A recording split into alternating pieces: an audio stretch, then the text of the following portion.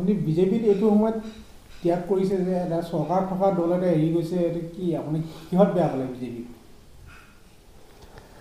নাই নাই, মই বেয়া পোৱা নাই। মই কিছু বছৰ আগত বিজেপিত যোগদান কৰিছিলোঁ, বিজেপিত কাম কৰিম বুলি ভালকৈ নিজৰ ফালৰ পৰা মই চেষ্টাও কৰিছিলোঁ, মানে নিজকে বিজেপিকৰণ কৰিবৰ কাৰণে বিজেপি হিচাপে মানে নিজকে মানে আগবঢ়াই লৈ যাম, কামবিলাক কৰিম বুলি মই চেষ্টা কৰিলোঁ। কিন্তু মই নিজকে এডজাষ্ট কৰিব পৰা নাই পাৰ্টিটোত, কাৰণ পিছত মই চিন্তা কৰিলোঁ যে মানে হয়তো মই বহুত বছৰ কংগ্ৰেছত থকাৰ কাৰণে, কাৰণ দুটা পাৰ্টি অপজিট আইডিঅ'লজি, যিকোনো পাৰ্টি এটাত বহুত বছৰ থাকিলে তাৰ অপজিট আইডিঅ'লজিত মানে এডজাষ্ট কৰিবলৈ অলপ প্ৰব্লেম হয়। তো এতিয়া মই ইমান বছৰ মানে 25-30 বছৰ কংগ্ৰেছৰ কাৰণে কাম কৰাৰ পিছত মানে পটককৈ নিজকে মানে বিজেপি হিচাপে মানে ঢাল খুৱাবলৈ মোৰ কাৰণে দিগদাৰ হৈ গৈছে। মই চেষ্টা কৰিলোঁ, নোৱাৰিছোঁ মানে। তো নোৱাৰিছোঁ যেতিয়া, যিটো বস্তু নোৱাৰি সেইটো জোৰ জুলুম মানে থাকিও লাভ নাই। মই নাভাবোঁ মানে এনে কাগজে কলমে বিজেপি হৈ থকাতকৈ নথকাই ভাল। মই সেইটো কাৰণে বোলো নাই, এৰি দিওঁ। মোৰ কোনো মানে আখেজ নাই বিজেপি কিবা পাইছোঁ নাই পোৱা, সেইবিলাক কোনো কথা নাই মোৰ।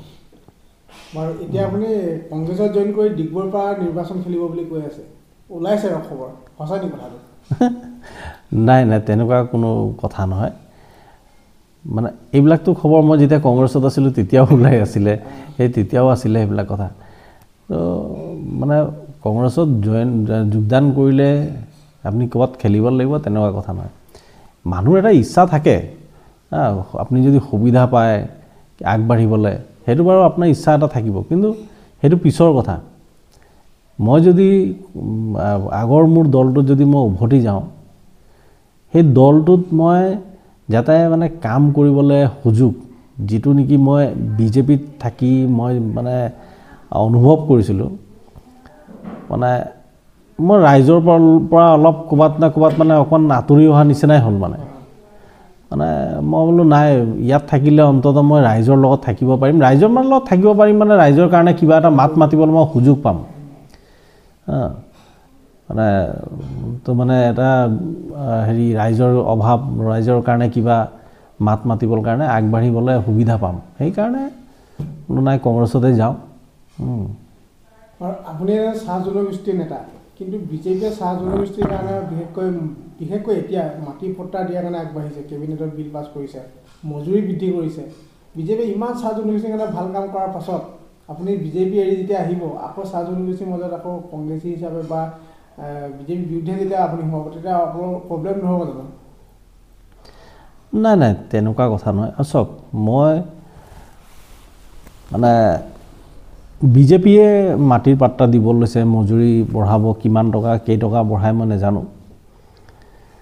আমি মজুৰিৰ কাৰণে আন্দোলন কৰিছিলোঁ 5 বছৰ আগত, 350 টকা বিচাৰি 5 বছৰ শেষ হৈ গ'ল, এতিয়াও 350 টকা হোৱা নাই। আৰু হ'লেও মই সেইটোত সন্তুষ্ট নহয়।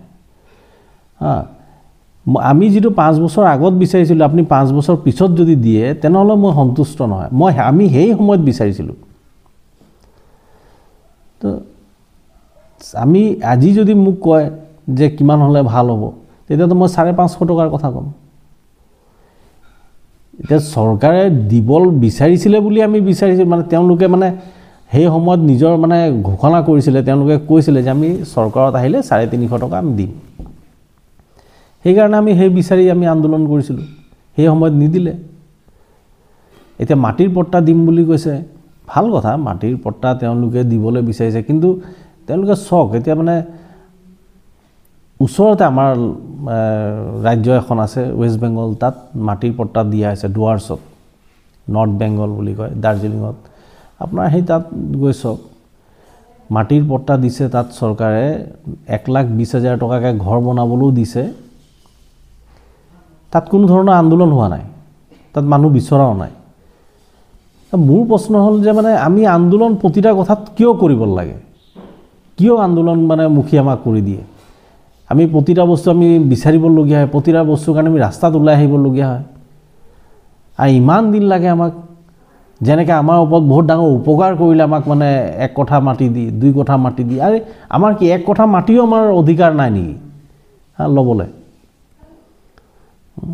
সেইকাৰণে এইবিলাক বস্তু মই নাভাবোঁ কোনোবা মানে আমাৰ ওপৰত উপকাৰ কৰিছে বুলি এইটো আমাৰ অধিকাৰ হয় আৰু আমি এইটো কাঢ়ি লৈছোঁ যদি হয় তেতিয়াহ'লে আমি এইটো কাঢ়িয়ে লৈছোঁ এইটো বিজেপিয়ে কৰি দিয়া নাই মাটি পট্টা সঁচাকৈ চাহ শ্ৰমিকে পাবই লাগিছে নাই এতিয়া মানে এইবিলাক এতিয়া সদ্যহতে যিবিলাক মানে চলি আছে এতিয়া CCPA মালিক পক্ষৰ এটা সংগঠন CCPAৰ ষ্টেটমেণ্ট তেওঁলোকৰ মানে এটা নিউজ মই পাইছিলোঁ CCPA চিফ ছেক্ৰেটাৰীক চিঠি এটা দিছে তেওঁলোকে কম্পেনচেশ্যন ক্লেইম কৰিছে মাটি আৰু ঘৰৰ বাবদ কম্পেনচেশ্যন ক্লেইম কৰিছে আৰু নাপালে তেওঁলোকে আইনৰ সহায় ল'ব তো এই বস্তুটো আজি এছেম্বলিত পাছ হোৱাৰ পিছত CCPA কিয় ক'লে আমাৰ মনততো সন্দেহ এটা আহি যায় আৰু চৰকাৰে আমাৰ শ্ৰমিক সংগঠনৰ লগত ছাত্ৰ সংগঠনৰ লগত ইমানবাৰ আলোচনা কৰিলে ইমানবাৰ আমি মাটি এনেকুৱা দিম তেনেকুৱা দিম ইমান বিঘা দিম ইমান পৰিয়ালক দিম ইমানবাৰ ক'লে CCPA মালিক সংগঠনৰ লগত কি আলোচনাই নকৰিলে নেকি তেওঁলোকৰ ষ্টেটমেণ্ট চাই তেওঁলোকৰ মানে এইটো চাই মোৰতো এতিয়া সন্দেহ হৈছে তেওঁলোকৰ লগত আলোচনাই নহ'ল নেকি তেওঁলোকৰ এতিয়া যদি কেছ দি দিয়ে তেতিয়া মাটিৰ পট্টা আপোনাৰ বন্ধ হৈ যাব আৰু একটো আপুনি দিবলৈ আপোনাৰ ইচ্ছা নাছিলে আমি যুঁজাৰ কাৰণে আপুনি বাধ্য হৈছে আৰু তাৰ উপৰি আহি গ'ল এতিয়া মালিক পক্ষ তেওঁলোকে আপত্তি মানে তেওঁলোকে এতিয়া দৰ্শাই আছে এই কি কথা 1 কঠা মাটি পাব সেইটোতো ইমান আপত্তি আমিতো 50 বিঘা বিচৰা নাই আমিতো মানে এই 1 কঠা 1.5 কঠা 2 কঠাই বিচাৰিছোঁ মানে এনেকৈ হ'লে মাটি পাট্টা নাপাবগৈও পাৰে নি এনেকুৱা ধৰণৰ লাগিছে নেকি তেনেকুৱাই বুজা যায় এতিয়া মানে কি হয় এতিয়া মানে আগৰ এইবিলাক খেলবিলাক চালে গম পাম কি হয়